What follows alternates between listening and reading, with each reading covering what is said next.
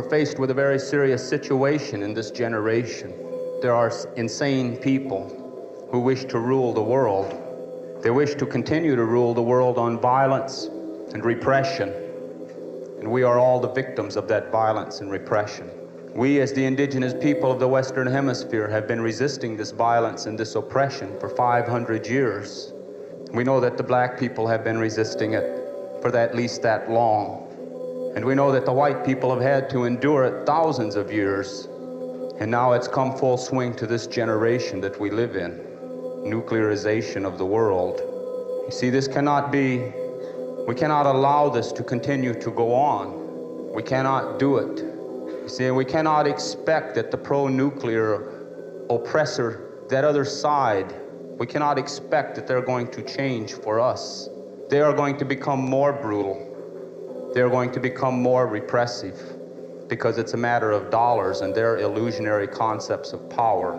We have to reestablish our identity. We have to understand who we are and where we fit in the natural order of the world, because our oppressor deals in illusions. They tell us that it is power, but it is not power.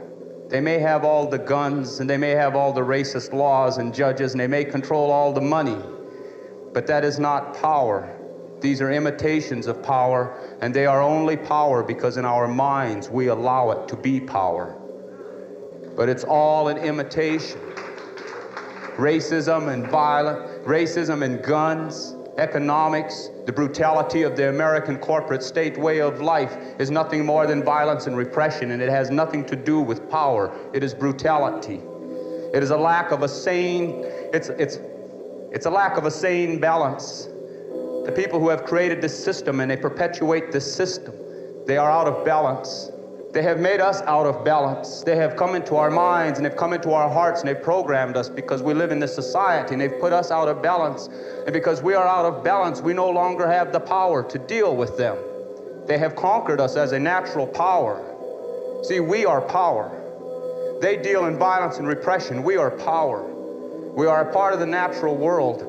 All of the things of the natural world are a natural part of the creation and feed off the energy of our sacred Mother Earth. We are power. But they have separated us from our spiritual connection to the earth. So people feel powerless. We look at the oppressor and we look at the enemy because they have the most guns and the most lies and the most money. People start to feel powerless. We are power. We are a natural part of the creation. We were put here on the sacred Mother Earth to serve a purpose.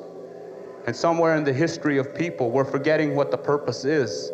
The purpose is to honor the earth. The purpose is to protect the earth. The purpose is to live in balance with the earth. The earth is our mother. And we will never free ourselves as human people. We will never free ourselves as sexual people. We will never free ourselves until we address the issue of how we live in balance with the earth. Because all of our resistance and all of our struggle is hollow, it's false, it's another one of those oppressors' hypocrisies. If we do not look out for the welfare of the earth first, because I do not care who it is, any child that turns on their mother is living in a terrible, terrible confusion. The earth is our mother. We must take care of the earth. They pollute. This oppressor, this machine that has gone mad and run amok, it is berserk. They keep telling us, progress. They keep telling us, face reality. Well, let's deal with reality. The reality is the earth can no longer take this attack. We can no longer allow this thing to continue where it's polluting the air. It's polluting the water. It's polluting our food. They pollute the air, they pollute the water, they pollute our food, they pollute our minds. They put us out of balance. They have made us be insecure with ourselves. They have put us into a situation where we have to play many roles. We got to be chauvinist, or we got to be on some kind of a class trip or some kind of an illusionary power trip. We got to play a role, see? We got to play a role to communicate with other people. We got to go through this charade because they have attacked our self-confidence. They have attacked our self-confidence, and they have made us to listen to them. They have made us to believe that they are power, but they are not. They are violent and they are brutal, but they are not power. We are a natural part of the earth. As a natural part of the earth, We have the energy and the power that is the earth. The earth will take care of us if we will remember the earth in more than just our words. If we will remember the earth in our way of life. We are all here to play a role, and all of the animals and all of the life on the earth is playing its proper role except the human people. Somehow we are betraying our purpose here, and that is why we live in the confusion that we live in. They tell us, they want us to believe that we are powerless. We are a natural part of the earth. We are an extension of that natural energy which is spirit and which is power. Power. A blizzard is power. An earthquake is power. A tornado is power. These are all things of power that no oppressor, no machine age can put these things of power in a prison. No machine age can make these things of power submit to the machine age. That is natural power. And just as it takes millions and billions of elements to make a blizzard to happen, or to make the earthquake, to make the earth to move, then it's going to take millions and billions of us. We are power. We have that power. We have the potential for that power. I remember in the 60s and the 70s, and I heard all this thing about power to the people, and I never really understood, because everyone was saying power to the people, and they were talking about demonstrator, they were talking about vote. They were talking about dealing on the terms of the oppressor. Our power will come back to us. Our sense of balance will come back to us when we go back to the natural way of protecting and honoring the earth. If we have forgotten how to do it, and if we think that it looks overwhelming and we can never accomplish it, then all we have to do, and each of us as an individual can go out and we can find some spot on the earth that we could relate to. Feel that energy. Feel that power. That's where our safety will come. The earth will take care of us. We have to understand that the American corporate state will not take care of us. They do not care about us. Maximize their profit. That is where their whole life value is placed upon. Maximize the profit. They will turn us against each other to maximize the profit, because they have done it in the past. Nuclear energy. It's the final assault. Nuclear energy should tell each and every one of us that they have gone beyond the reasons of sanity, that they are no longer sane, that they no longer deal with the real natural world, because they want to create a radioactivity, all right, that is going to make it impossible for the Mother Earth to take care of our life. We will not destroy the world. We are arrogant and we are stupid and we are foolish if we believe that we will destroy the world.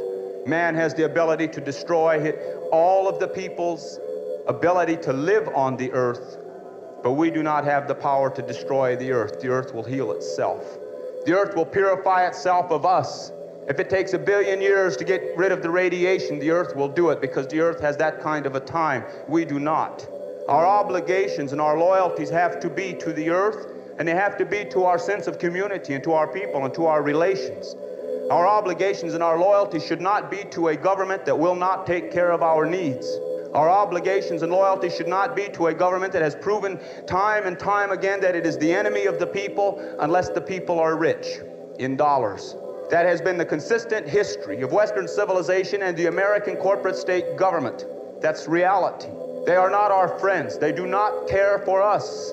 We have to face that reality that we have an enemy. We want to talk about nuclear war. Everybody's afraid of nuclear war that's going to come between the Americans and the Russians and the Chinese or whoever. But are they not waging nuclear war on us now when the miners die from cancer from mining that uranium? Are they not waging nuclear war with 3 Mile Island when they release that stuff into the air? Are they not waging nuclear war when they build all of these nuclear reactors and it's not safe?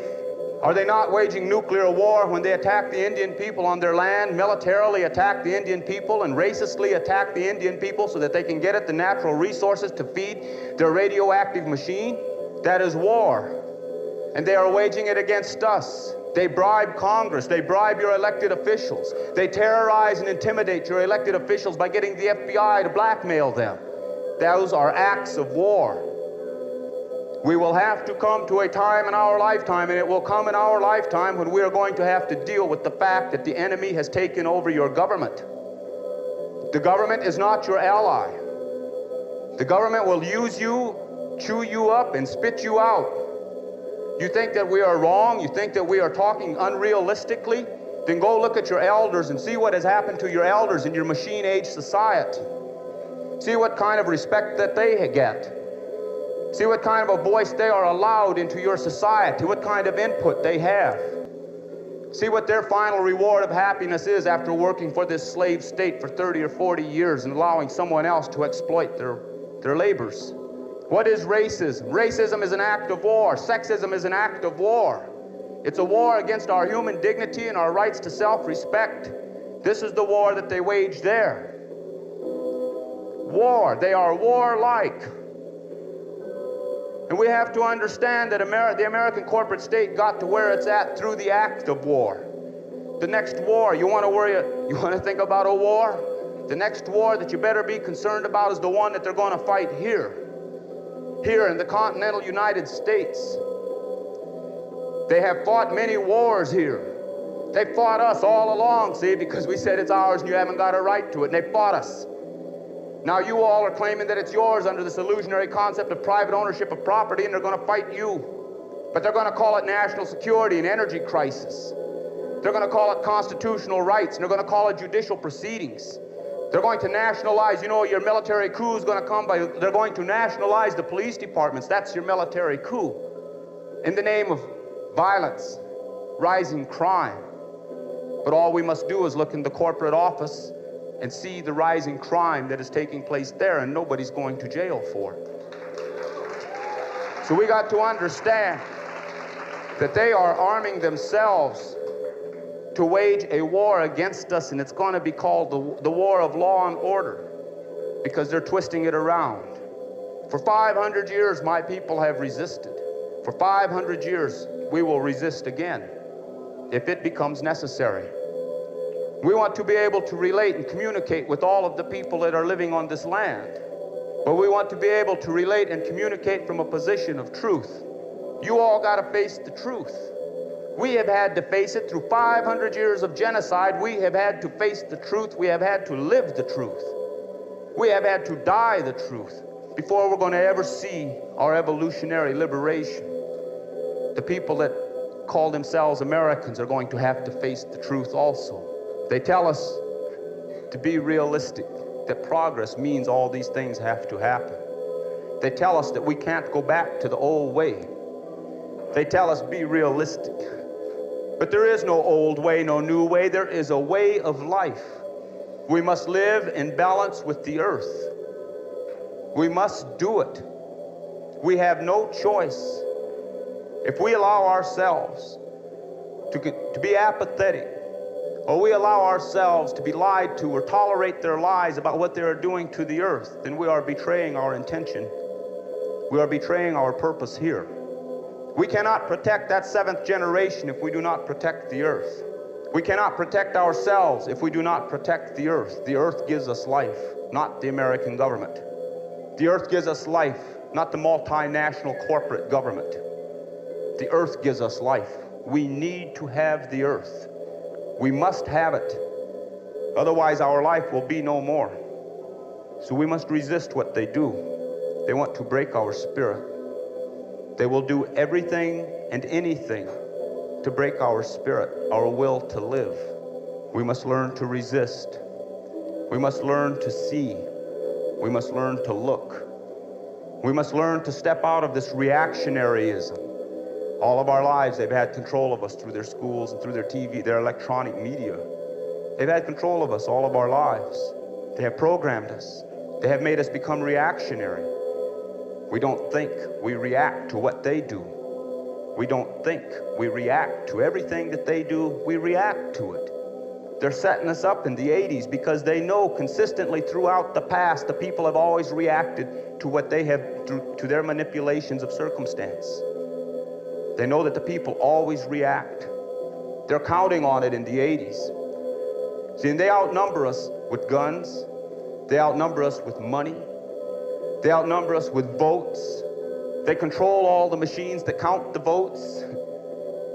They got it all stacked in their favor, except there's a key. The key is we must start thinking and stop reacting. The oppressor has no thinkers. They have no philosophers. It's all scientific. It's all economic. It's all manipulative.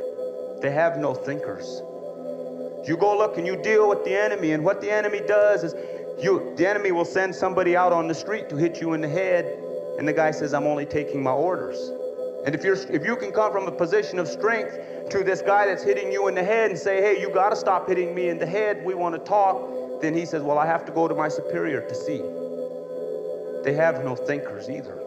If we will start to think and we will learn to see what reality really is, we will outnumber them through the thinking process. We will take our minds away from them, because through their manipulation of our mind, they control our spirit. And they know this is true. They tell us, see, they want us to believe that we are powerless. They want us to believe that we are becoming overwhelmed, that they can overwhelm us. You see, but they are paranoid. They are more paranoid than any of us are, no matter what happens to us. Because, see, they have to put people in here to come and listen to what we're saying so they can go back and tell. So they're afraid. They're afraid because they know we're talking about reality. Now, why are they afraid? They are afraid because they know that they are dealing with the illusions of power, which are based on the realities of violence and brutality. They're afraid. See, they don't want people to think. They don't want people to be talking, and they don't want people to think about what they talk about. Because they know. They've known it all along that they built their whole thing on illusions. And because they have drawn us into giving this illusionary world all this power, they have taken our power away from us. Because we believe in the illusions. It's going to be real hard for us to get our way back. We have to deal with the economics. We have to deal with the politics. We have to deal with the whole nuclear madness. But we're going to have to purify and cleanse our spirit a little bit, our resistance, movements. We have to think real seriously about movements. See, movements make up a resistance.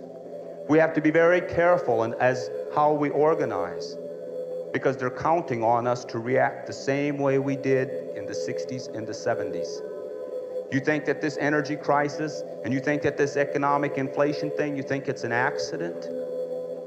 You think it just happened?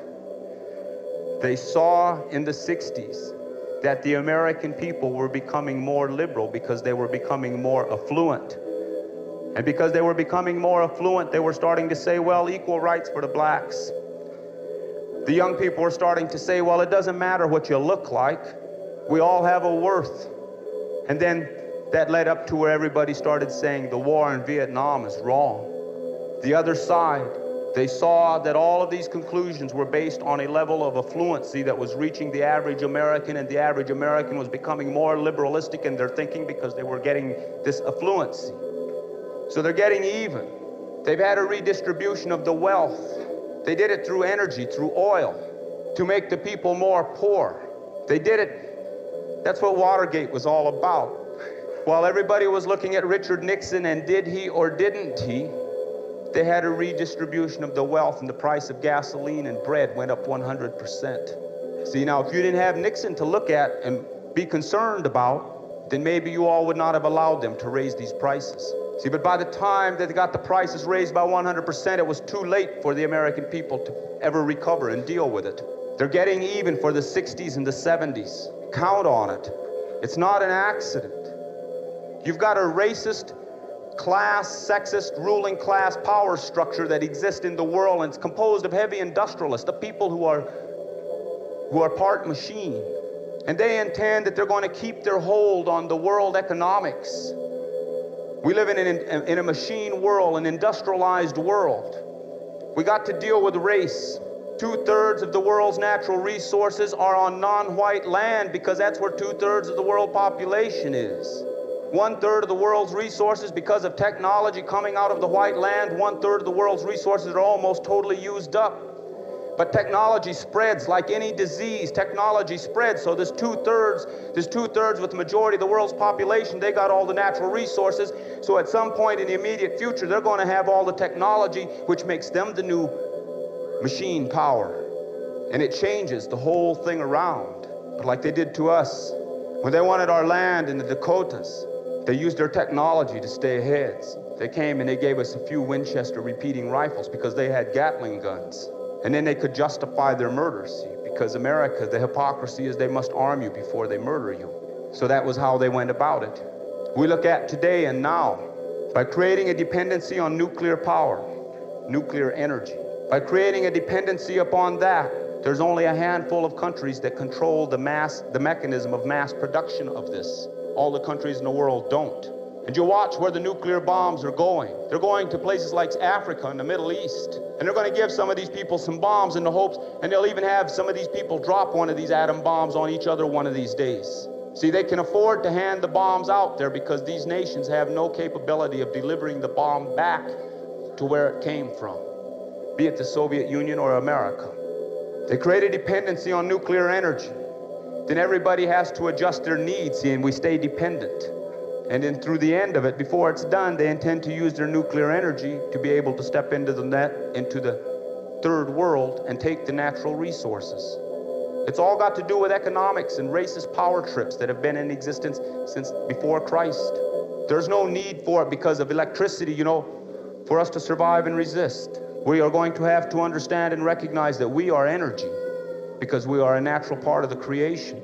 And if we are going to effectively stand up to our enemy, we're going to have to be able to do it based upon our connection to the real truth, to reality. Our enemy is abusing the earth. Our enemy abuses us, abuses all of the sacred things of life. But we are an extension of the earth. We are energy and we are spirit. Before we will be strong enough to fight and stand up to the enemy, we are going to have to evaluate how we use our own energy. Are we misusing our own energy? Are we misusing ourselves? Because we got to deal with that before we can deal with being misused by someone else. Alternative energy. We are alternative energy. We are it. We have power. We must gear ourselves for a long struggle. We must never give up hope. We must never turn our back on it and say we're not going to make it. Because those who turn their back and say we're not going to make it, then they're not going to. That's it for them. But the spirit of the people, the spirit of the people, the spirit of the earth. We live in a natural world. We go through lives. All of our ancestors who were here before us, all of our relations who were here with us and went into the spirit world, see, they didn't go to heaven or hell. They're here. They are spirit power. We connect with them. They will help us. They will help us to survive this thing, this madness that is coming, this machine madness that is being imposed upon all of us. What we must do is we must seriously think and consider our situation today as human beings. Because we're talking about sexism and ageism and racism and classism. We're talking about a nuclear attack against the earth. We're talking about a lot of things. They want to confuse us with nuclear bombs. They want to confuse us with the draft. They want to confuse us with the whole economics. But we must take a little bit of time every day anyway and put some of that confusion to the side and think about who we are in relationship to the earth. The earth has the ability to heal, and the earth has the ability to help us. The earth is power. We're looking to the wrong source for our power. And the more we look to the wrong source, the more powerless we become. And they will attack. You take that flower power movement that was in the middle 60s. These were young white people coming out of middle America. And these were the ones that were saying it doesn't matter what you look like or how you dress or how much money you make. And they became a threat to America. So America attacked them. America attacked them with LSD and speed and heroin and drugs. America took them and discredited them and said they're no longer flower power children who come from your middle class homes. They are drug addicts, and they had a generation gap. See, but everybody was so caught up in mind expansionism and idealism, they said, well, the LSD is a good thing for us and we really want it because it helps us to grow and see. But I consider it to be an act of war. The CIA was experimenting with LSD specifically for that purpose, to use it in chemical warfare, and they saw a whole segment of the American public was turning into a consciousness that talked about true human life values, so they dropped their LSD bomb. You see, because mind expansion and consciousness alteration was taking place. That's what the civil rights movement was. That's what the flower power movement was. That's what the anti-war movement was. There was people whose minds and their consciousness was expanding and starting to become more realistic. So they turned around and they dropped a few things on us to divert our energy. So we have to be very careful. We must always think. We must always look to see Because there's an answer for everything that is going on if we're willing to take the time to look for it and to see it. We are power. We are energy. We are spirit. We are the people. We want to be free. We want our liberation. Then we must take the responsibility that goes with liberation and freedom, and that responsibility is to be able to take the time to analyze and to think and to feel things out to their logical conclusion. Stay with these things to the end, to the good conclusion. We cannot come and get involved in this for a year or 2 years. We must pick our way of life and we must live to it. And no matter how hard anybody here thinks that it is, if you think about all of our relatives that are locked up in prison cells, think about how hard it is for them. But they're strong enough to endure. Well, we're out here. We should be strong enough to endure also. Think about all the women and children and men, the people that have had to endure centuries and centuries of oppression. Strong enough to endure. We must do that. We must find a way to communicate with each other. We must find a way to have a more open human compassion. We must go back to the ways of the earth. It's the only way we're going to protect the unborn. We must never quit. We must be resistance. We must build a resistance that passes on the information and the knowledge of our mistakes to the next generation. We must not become too movement-oriented where we get caught up in our own arrogance because we're chasing a cause. We must build our power. And we must understand that we build strong. We must build to survive. Not to change the politics right now. We must build to survive. Because pretty soon, a lot of these conversations will not allow them to take place anymore. Pretty soon, we're going to have to be looking at each other in a way where we're allies. There's going to come a time in our lifetime, and many of us will see it. There's going to come a time where we're going to have to run to each other for safety. That time is coming. And anyone who refuses to believe it, anyone who still believes the American lie, that it can't happen here, then you have our sympathy. And we do not mean to offend you. Stay with us as long as you can, and when you see it start to happen, then you make your decision. Because Reagan's not your enemy. Reagan's he's an actor. He's saying the words that somebody is putting into his hands to say. He's reading his script. And they got this thing well planned. And they intend that they're going to break the backbone of resistance in America. And they're going to do it under their so-called energy crisis. I don't know what the answers are or the solutions, but we know that, let's pray. Every day we could pray. We could pray to the earth, and we could pray to the ways that we believe, and pray for some kind of understanding, and take a little bit of time to get to know ourselves and be comfortable with ourselves. Take a little time, see, because the enemy has come into us. The enemy is inside of us. The enemy exploits our ego, exploits our needs and our wants. You know, there are things in this world that we need to have to survive. And there are things in this world that we want because we want them. We are going to have to relearn the difference. We're going to have to learn to take what we need, even if it means giving up some of the excess that we want. And if we cannot give too much to a way of life. I thank you for your time.